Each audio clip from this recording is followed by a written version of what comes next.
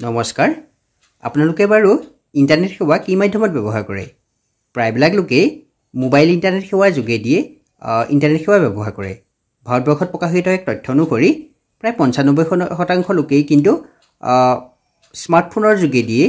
internet সেৱা ব্যৱহাৰ কৰে তাৰ ভিতৰত ময়ো কৰো 5% লোকেহে কিন্তু ব্ৰডবেণ্ড ব্যৱহাৰ কৰে এতিয়া এই যে ইন্টাৰনেট সেৱা মোবাইল ইন্টাৰনেট সেৱা আৰম্ভ হৈছিল ইউৰোপ মহাদেশৰ উত্তৰ মেৰুৰ এখন বৰফৰা দেশ ফিনলেণ্ডত 1995 চনত নোকিয়া 9000 কমিউনিকেটৰ নামৰ এটা ডিভাইচত পোনপ্ৰথমবাৰৰ বাবে এই মোবাইল ইন্টাৰনেট সেৱাৰ আৰম্ভ হৈছিল এই ডিভাইচটো পোনপ্ৰথমে ইমেইল সেৱা বা ব্ৰাউজিংৰ ব্যৱস্থা আছিল পৰৱৰ্তী পৰ্যায়ত আন সেৱাসমূহ বিকশিত হয় এই যে ফিনলেণ্ড দেশখনৰ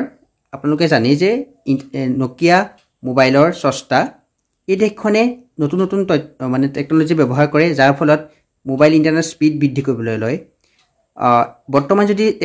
এই দেশখনৰ ফিনলেণ্ড দেশখনৰ মোবাইল ইন্টাৰনেট স্পীড চোৱা যায় প্ৰতি সেকেণ্ডত 300 MB কৈও অধিক এতিয়া 5G সেৱা আৰম্ভ কৰিছে প্ৰত্যেক ঘৰ ব্যক্তিৰ তেওঁলোকৰ ঘৰতে 5G সেৱা পোৱা যায় গতিকে এই মোবাইল ইন্টাৰনেট সেৱা আন দেশসমূহলৈ সেই ধৰণে সময় প্ৰসাৰিত হয় আন ডিভাইচসমূহ আছে কিয় যে নোকিয়া আছে তেনে নহয় কিন্তু ফিনলেণ্ড দেশখনে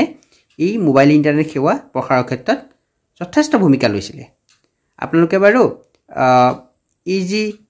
ফিনলেণ্ড দেশখনৰ ৰাজধানী নামটো জ্ঞাতনে যদি জ্ঞাত হয় মোক কমেন্ট বক্সত জনাব ধন্যবাদ